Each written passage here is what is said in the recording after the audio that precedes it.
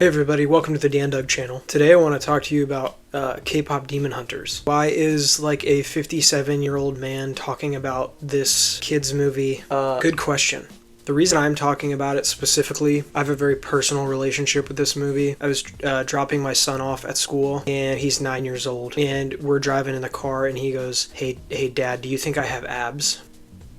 And I was like, son, you're 9 years old. You don't really need to be worrying about that. Why are we talking about this? I was like, I was just curious. I wondered if you thought that I had abs. I was like, Well, son, like I said, you're 9, so abs are for simps. He's like, what's a simp? And I just, never. So anyway, I pry a little deeper. I dig a little deeper. Come to find out, the kids at recess are playing K-pop Demon Hunters. It's very popular at school, apparently. And we'll get to it, but there's a scene in this movie that had the boys kind of questioning whether or not they had abs. And I thought this was pretty weird, and I was like, okay, son, tell me more about this movie. And he's like, well, you know, the kids at recess, they play K-pop Demon Hunters, and when they play it, they're kind of annoying. They're kind of rude. They like make fun of my son for not having seen it, things like that. Just being kind of all around douchebags. So that's the background. So I watched this movie, and you know, this is not clickbait, the title, the thumbnail. I really do think that the plot of this movie is absolute. It's dumb. It is not dumb on purpose though, which makes it even worse. I can appreciate something that's dumb on purpose. Something that's dumb without trying to be though,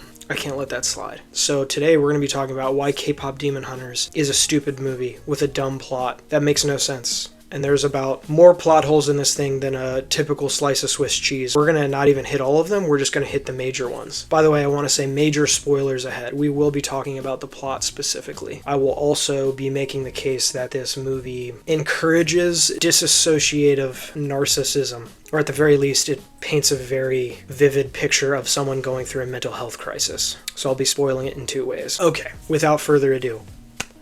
K-pop Demon Hunters is a story that takes place in a maybe near future kind of approximate version of South Korea. There are 3 main characters, Rumi, Mira, and Zoe, and they are a fictional pop group called Huntrix. They like moonlight as demon hunters on the side of being a pop music group. So they hunt demons with things like swords and like ninja stars, but their singing contributes to their demon hunting as well. So when they sing and they bond with their fans, a force field develops called the Han Moon, H-O-N-M-O-O-N, Han Moon, which protects people from demons. In Demon Land, so like in the underworld where the demons live, the big bad guy is named Kima, and he's like the devil. He's like utter bad. He's a disembodied purple flame. He feasts on human souls. And so the demons go out and they collect souls for him to feast on. It's not exactly clear whether or not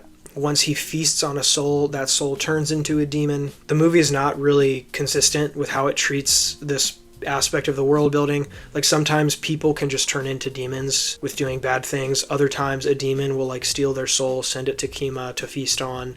Don't really know what happens. Their body will go missing. So there's like parts in this movie where like there'll be a missing person report filed for someone's soul who's stolen. So it's not really clear what even happens to their body because they're just stealing the soul, but at the same time their body goes missing. It's a whole thing. It's weird. I don't know. Anyway, these girls are, you know, at work in the world doing these things, just girl bossing to their heart's content. They're on top of the world. Everyone loves them. They're the most popular group. They're so popular that they're nearing the point in which the Han Moon is going to be sealed forever, which means once this thing is sealed forever, they will never have to work again to create and sustain the Han Moon. The Han Moon will just be around and protect humans forever. Demons will no longer have access to human souls. And the lead singer is really pushing for this to happen ASAP. She's wanting to release the next single. She's like, let's get this done. The single is called Golden. And so things are going pretty great. At least on the surface, they're going pretty great. Rumi has a deep, dark secret. She hasn't told anybody about this, and that is that she is actually part demon. No way! You see this because she has these like patterns on her arms and stuff that kind of flare up every once in a while. That's like code. That's like secret. You're like a demon if you have those patterns. The thing about Rumi's being a secret demon, if she's able to seal the Han Moon, Celine tells her this, she will no longer be part demon. Once the Han Moon is sealed, Rumi will lose her patterns. Apparently, Rumi's dad was a demon, her mom was not. So this immediately kind of is interesting. what's happening. Little intrigue, little something or other. The band, not manager, but she's kind of like she kind of manages the band from like behind the scenes. Her name's Celine. She tells the girls, all your fears and shame must be kept hidden. Nobody should ever see it. She's like very adamant about this point. This is like the one thing she hits on, right? And so Rumi is like very much, she's not going to tell anybody that she's part demon. Meanwhile, in Demon Land, in the underworld, Kima is kind of nervous about this. He's like, if they're going to seal the Han Moon, that means I'm not going to have any souls to feast on. A demon sitting in the very, very back, named Genu, comes forward and he discusses this idea. He says, I got a bright idea. What if we put together a boy band to compete with Huntrix for their fans? And if we win their fans over, that will weaken the Han Moon and you'll have human souls to feast on. And they're like, that's a stupid idea. Who would ever think of that? And then eventually, like, they just do that idea. It's pretty funny. At this point in the movie, you begin to reflect on the fact of like a pop group being against demons, in conflict with demons, is pretty absurd on its face. I mean, if anything, pop musicians seem to be pretty pro-demon to me, but before the Demon Boys can even do anything on Earth with their boy band, which will be called Saja Boys, but we don't want to skip ahead, okay? We'll get there. Before they can do anything, Rumi is already kind of having some issues. Her voice is not working properly. Every time she tries to sing the high note on the new single Golden, her voice kind of cracks, and the bandmates are kind of freaking out about this. They're like, what's going on? She's experiencing a crisis because the fact that she's hiding from everyone is starting to get to her. She can't really be her authentic self, something like that. It's not really explained, but she can't get her voice to work. So right as they're getting ready to release this single, right as they're on the cusp of sealing the Han Moon forever, she can't do it. So the girls go into town and they try to get her a vocal tonic from like a doctor. While they're in town, they run into this group of demon boys that is now disguised as a boy band. This happens to be the scene at recess where the boys were discussing who had abs because of this, over-sexualized bit here. I think this movie's made for like 8-year-olds or whatever. We're moving right along. But the Huntrix figures out pretty quick that this group of boys is secretly demon. They see the patterns on their arms and they immediately start to try to hunt them down and fight them. And but it doesn't go so well. They fight. They don't really do any harm to the Saja boys. But during this confrontation, something very interesting happens. The main demon, Genu, spots the patterns on Rumi and he understands that she's part demon. Not only this, but he also helps her cover them up. He like ties a bandage around her arm in like a split second. As soon as he sees this, he like rolls off her, ties a bandage around her arm. It's hidden, which you're kind of thinking like, okay, like that was nice of him. Sure, but how would he know that her bandmates don't know that she's a demon? Like it's a really good guess. A lot of the plot just hinges on him being right in this split second. We'll call this the end of Act 1. There's not a whole lot of stupidity in Act 1. Act 2 and Act 3 is where things really get stupid. So Huntrix starts to go through some pretty tough times. The Han Moon is weakening as the Saja boys become more popular. The demons are having more access to the people. Meanwhile, on the down low, Genu sends secret messages to Rumi via his like weird looking bird and tiger, which are like kind of cool, honestly. He's trying to meet with her in secret. He wants to learn more about her patterns and her being a part demon. Rumi is really having none of this. She doesn't want to meet with him. She agrees, but it's pretty much just so she can, get out her sword, do away with him. He's trying to talk to her, and it's not really going very well. He's like, hey man, I know what it's like to be part demon. She's like, you don't know anything about me. I'm nothing like you.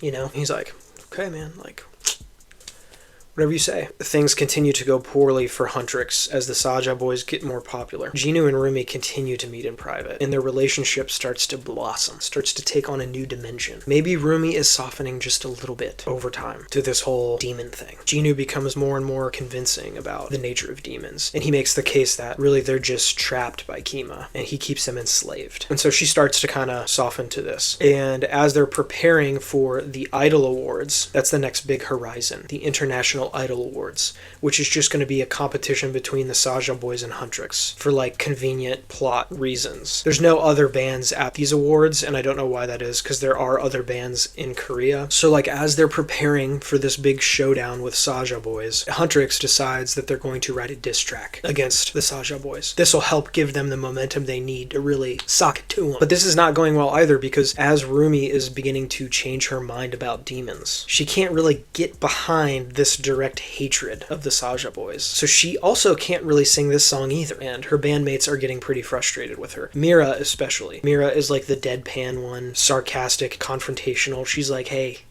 Rumi, what are you doing? And she starts to suspect that maybe Rumi is hiding something from them, which of course she is. Also, there's some moments where Mira is fighting.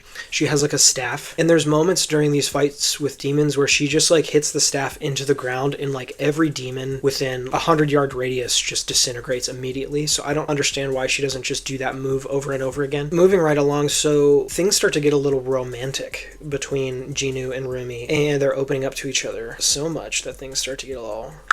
yeah. And the reason this is because, you know, Jinu's the only person that Rumi can really be herself with. Right when you think Rumi is really going to have like a big change of heart, you know, be like, hey, demons aren't so bad after all, let's come up with a new plan. She does the exact opposite. She goes, actually my big plan is I want you to help us win the Idol Awards and we can continue to seal the Han Moon. And Jinu's kind of like, what? Like, and she's like, yeah, because if we seal the Han Moon, you, Jinu, will, if you're on Earth when it happens, you'll be sealed within it and you'll be protected along with everybody else. So if you're a demon on Earth when the Han Moon is sealed, apparently you just get like grandfathered in. And this is where the plot starts to get a little fuzzy because Jinu is... he explains his backstory. He opens up to Rumi and he tells her why he's a demon. 400 years ago, he abandoned his mother and his sister. He gets in league with Kima. Kima starts to get into his mind, and this is what causes Jinu to become a demon. But this is kind of squirrely because Rumi is a demon just because she was born into it. She didn't do anything to deserve that status. Where Jinu is a demon because his actions directly harm somebody else. And yet Rumi here says, well, if there's any hope, if I have hope for me, I have to have hope for you too. The movie makes this super clear. Jinu is a demon because of the choices he made. Rumi is a demon just because she was born into it. Rumi's a good little girl. Didn't do anything wrong other than be completely self-absorbed like this entire movie. And then when you really start to think about it, the sealing of the Han Moon is just this consistent, like, subjective marker of the plot. Like, it could happen when we release this new single. It could happen at the Idol Awards. It could happen at any time where the bond between Huntrix and their fans reaches, like, some apotheosis that's, like, not defined. It could just happen whenever. Basically, at the end of this meeting, Rumi believes what she's always believed. Even though she sees demons in a new way, she's still trying to seal the Han Moon. She still really believes that demons are bad, apparently, because why else would you want to seal the Han Moon? I don't know. Now we're on to Act 3. Jinu reluctantly accepts Rumi's plan, okay? So the Idol Awards happen, and immediately they're going to go off the rails very quick. Zoe and Mira, while the girls are on stage, are not really doing what they're supposed to be doing. They're acting all funny, and Rumi notices this. Turns out that Mira and Zoe are actually demons in disguise. So when Mira and Zoe were backstage, these demons came out and they fooled Rumi into thinking that they were her real bandmates, and they kind of push her around and they harass her on stage, and then eventually they tear off her sleeves and they reveal to everybody that she's part demon. Dun dun dun! And it's this big moment, right? This big reveal of like everyone seeing finally who Rumi really is for real. Except what I don't really get here is that this movie is inconsistent with how human beings, whether or not human beings can see demons. Because at the beginning of the movie was the flashback to like hundreds of years in the past where all these previous versions of Huntrix, all these previous Korean female vocal groups also protected the world from demons. And back in like medieval Korean times, it looked like they could see demons and they were fighting demons. But in modern day Korea, it seems like nobody can see demons, or even they don't even know they exist. And so when Rumi is revealed on stage as being part demon, it's kind of like, can they even see what's happening? I don't know. But backstage, Mira and Zoe do see. And the Huntrix girls can absolutely see demons. There's no question about that. So they see, and the band breaks up. They immediately turn on Rumi. They even take out their swords like they're about to, you know, and they don't. They kind of let her go. She goes off to talk to Celine. She's like very upset. She hands her sword over to Celine. She's like, can you just end it? I'm a mistake. You know, I don't even know like why I'm here. And Celine's like, no, I'm not going to do that. I made your mother a promise that I was going to protect you. And I did my best to support you and love you. And Rumi's immediately like, but you didn't love all of me, which is kind of weird. She swings back and forth from like, take my life to, but you didn't love all of me. The swings back and forth from that are very extreme, which kind of fits narcissistic tendencies. You know, the self-absorbed kind of love-hate relationship with yourself. When you are the center of your own universe, you're so obsessed with yourself that you hate yourself and you love yourself. Anyway, and she ends her confrontation with Celine by saying, this is the Han Moon that I'm meant to protect. I'm glad to see it destroyed. Ooh. Meanwhile, in the rest of Korea, everybody loves the Saja Boys. It's never been better for them. They win the Idol Awards. They have another concert at midnight. Everybody in Korea now, because the Hanmoon is completely gone. And so everybody is just kind of filing into this huge stadium to listen to the Saja Boys. And they're under this like demonic spell. And everyone's just kind of like zombies walking in there. Rumi comes into the stadium. And she's like the only one that's not under this spell. Maybe because she's part demon and that like exempts her from being manipulated by them. I don't know. And she walks in and she starts to sing a song where she's part demon, but the song is about her like no longer hiding that, thanks to Gino. She's gonna be who she really is now. Immediately Mira and Zoe just like lose all sense of having ever turned against her. And they're just like, oh yeah, we changed our mind. We love you now. Like at the drop of a hat for no reason. And they start to sing with her. And as they're singing, there's like this momentum building and their hearts are really in it, so the fans start to get won over. And it's kind of confusing because as these girls are singing this song about Rumi accepting herself as a demon, they're just like chopping demons down still as they're singing. And you're thinking, why are they doing, like, the whole point is that Rumi is accepting herself as a demon. Like, wouldn't that mean she's accepting of other demons? And like her whole idea of good and evil has changed. It would have to, right? But anyway, it continues, and finally there's this big confrontation between Kima and Rumi, because Rumi's continuing to just love herself. That's the message of this. Just love and accept your big beautiful flaws. Oh, not anybody else's flaws, just love your own. And like during this confrontation with Kima,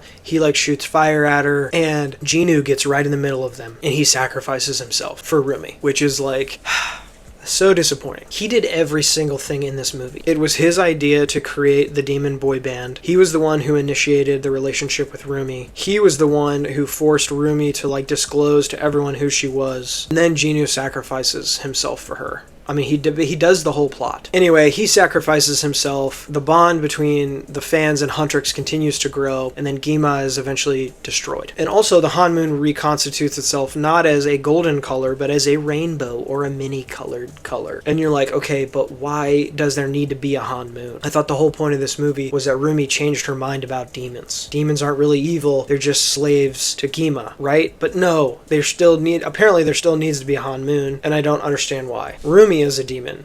Like, don't the people of Korea need protection against her? Apparently not, because she's a girl boss or something. So, like, this movie really has no idea what its message is. Are demons good or bad? They're both. At the end of this movie, is Rumi validating the old order, or is she creating a new order? It's both. Why does Huntrix continue to fight demons when the whole point is that demons should just accept themselves as they are? Don't really know. I have to begin this next part by saying very clearly that I am not a licensed medical professional, but I think that Rumi's character is a portrait of someone who is suffering from communal narcissism. Here is the definition of communal narcissism. Communal narcissism is a type of narcissism where individuals seek admiration for their perceived communal traits, such as being a saint, helpful, or altruistic. While they see themselves as benevolent, their actual communal behavior often doesn't align with their self-perception, and their actions are still driven by a need for power and grandiosity. And then at the very end of this movie, it's just like the Huntrix girls meet up with some girl fans, and it's like, girl power is so good, blah blah blah. And then at the end you see there's the tiger and the bird, and they're kind of sitting on a ledge. So it's heavily implied that Ginu is like still in the mix somehow. Like, he's probably coming back, which would make sense. But that's how the movie ends, and you're just like, okay, what was that even for? What did that even say? Is it entertaining in spots? Yes. Are there some funny jokes? Yes. The reason that I think Rumi is a communal narcissist, the plot only makes sense to me if you think of it from her point of view. Point of view is very important when you're considering most plots, but this one in particular, because none of the plot really makes sense unless it's anchored from her point of view.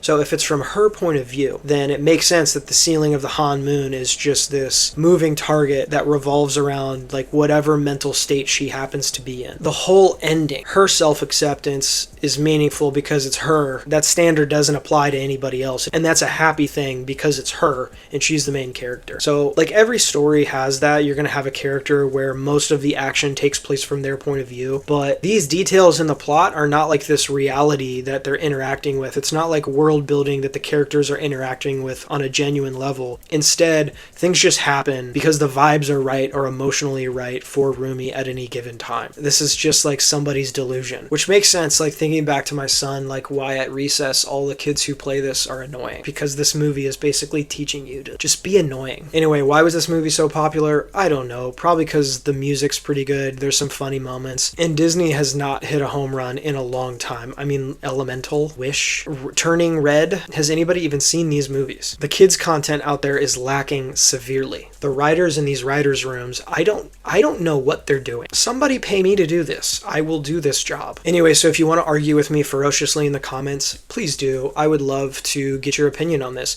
Did you love this movie? Does my analysis ring true to you, or do you hate it? Let me know in the comments. I'd love to hear from you. And if you like this video, please like and subscribe. This is Dan Doug. Stay cool, everybody.